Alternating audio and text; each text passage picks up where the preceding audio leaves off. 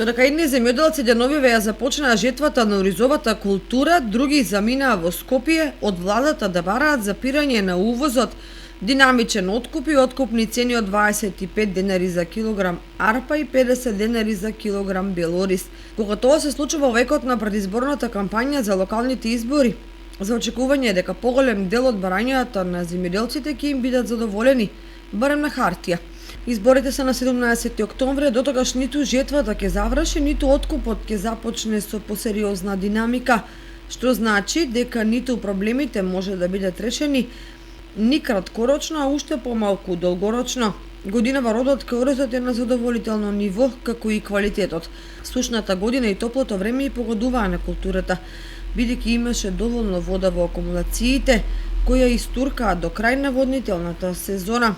По првите ожнеани површини, ориџиите велат дека приносите се движат од 500 до 600 килограми од декар. Комбинирањето се движи од 1000 до 1500 денари за ожнеани површини од 1 декар, зависно дали оризот е полегнат и дали има зголемена влажност во нивите кои го отежнуваат, забавуваат работењето на комбајните. Незадоволни од блокираниот откуп од страна на преработувачите и ниските цени, земјоделците се закануваа дека напролет нема да сеат ориз, туку дека нивите ќе ги преориентираат за други подоходовни култури. Некои од нив дури велат дека ќе кренат раце од земјоделието бидејќи е неисплатливо и несигурно.